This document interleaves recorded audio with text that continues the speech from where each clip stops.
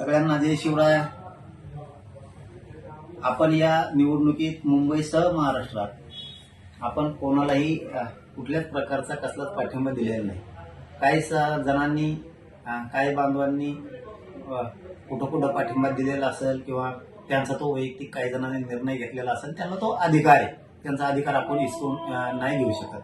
परंतु मी स्वतः कोणालाही कुठला पक्ष नाही, महाविकास आघाडी नाही किंवा महायुती नाही, आपण कोणालाही पाठिंबा कसल्याच प्रकारचा दिलेला नाही. कोणाचे काही पत्रकं प्रसिद्ध झाले असतील पाठिंब्याचे किंवा अनेक काही मुंबईमध्ये काही प्रकार झाले असतील, परंतु माझा कोणालाही अक्षरशः खरं सांगतो कुठलाही पाठिंबा नाही.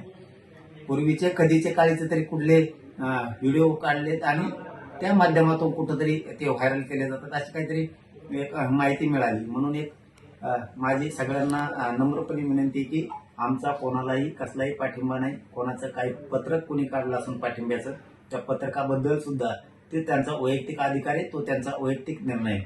माझा म्हणून मी कोणालाही पाठिंबा दिलेला नाही. हे सगळ्यांनी बांधवांनी सगळ्यांनी समजून घ्यावं. ना महायुती ना महाविकास आघाडी. ते मुंबई असेल, मुंबई सुद्धा महायुतीलाही नाही आणि महाविकास आघाडीला पण नाही. आणि उर्वरित महाराष्ट्रात सुद्धा ना महायुतीला आहे ना महाविकास आघाडीला आहे. कोणालाही माझा कसलाही पाठिंबा नाही, याची सगळ्यांनी नोंद घ्यावी. चळवळीत असणाऱ्या पोरांना मात्र सगळ्यांनी लक्ष ठेवलं पाहिजे.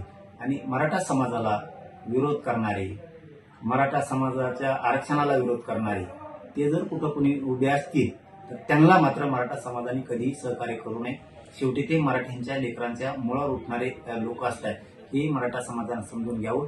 पुन्हा एकदा तेच सांगतो की पूर्वीच्या कधीच्या क्लिप बाहेर काढून ते आता व्हायरल करून पाठिंबा असं जर कोणी म्हणत असेल तर ते चुकीचं आहे.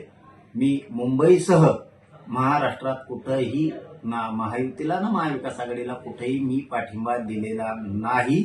कोणाचं पत्रक जरी असलं पाठिंब्याचं तरी त्या पत्रकाशी माझा काही संबंध नाही. धन्यवाद.